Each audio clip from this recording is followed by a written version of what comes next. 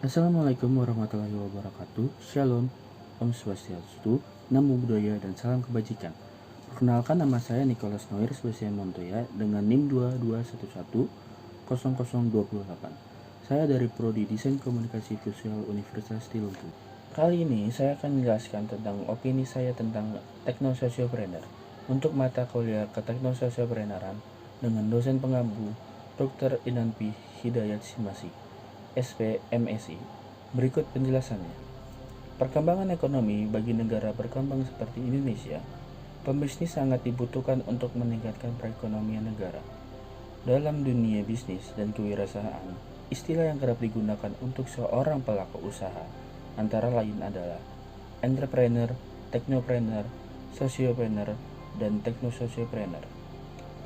Meskipun istilah-istilah ini terdengar mirip, sebenarnya terdapat perbedaan yang signifikan di antara mereka.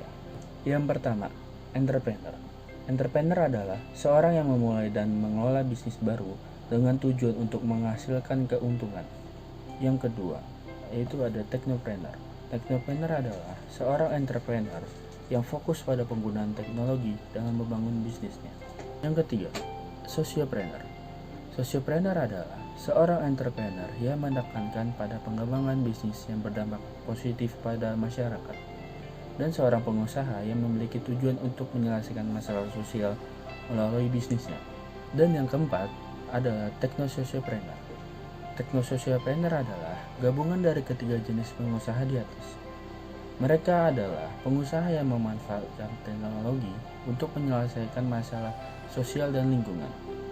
Technosociopreneur mencari cara untuk menggabungkan inovasi teknologi dengan solusi sosial yang bermanfaat bagi masyarakat dan lingkungan. Namun, perbedaan ini tidak berarti seorang entrepreneur tidak dapat mengembangkan bisnisnya yang tidak memikirkan dampak positif pada masyarakat. Dan seorang technopreneur juga dapat mengembangkan teknologi yang membantu menyelesaikan masalah sosial. Keempat istilah ini semuanya memiliki peran penting dalam perekonomian dan pembangunan sosial. Jadi, seorang technosociopreneur adalah gabungan dari kata teknologi, sosial, dan entrepreneur. Tujuan technosociopreneur untuk menciptakan inovasi yang dapat meningkatkan kualitas hidup masyarakat, mengurangi ketimpangan sosial, dan meningkatkan kesejahteraan ekonomi.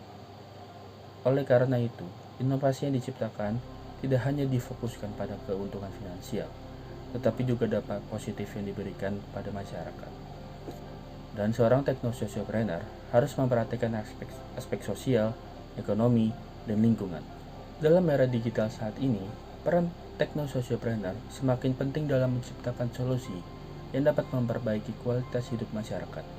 Bukan hanya memberi dampak positif terhadap masyarakat saja, seorang technosociopreneur sangat berpengaruh terhadap perkembangannya ekonomi negara.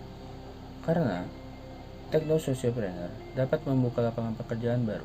Tentunya menjadi technosociopreneur memiliki tantangannya sendiri, yaitu sebagai berikut. Yang pertama, memiliki pemahaman yang cukup tentang masalah sosial dan lingkungan yang dihadapi agar dapat mengembangkan solusi yang efektif dan berkelanjutan.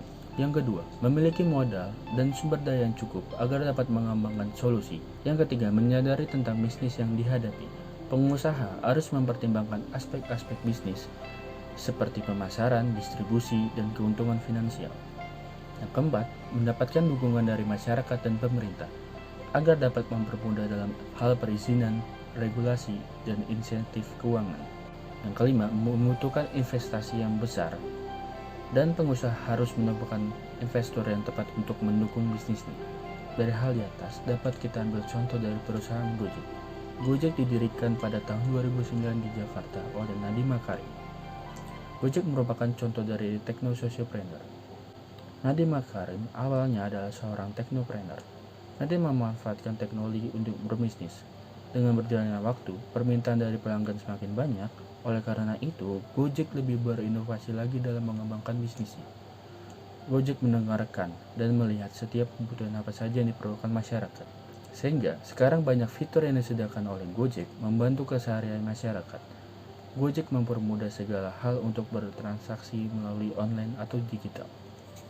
Dari contoh di atas, kita bisa melihat bahwa seorang technopreneur juga dapat menjadi seorang technosociopreneur. Jika kita dapat berinovasi dan melihat apa yang dibutuhkan sosial dan lingkungan, maka seorang teknopreneur dapat menjadi teknososiopreneur. Demikian presentasi saya tentang teknososiopreneur. Kurang lebihnya mohon maaf. Sekian, terima kasih.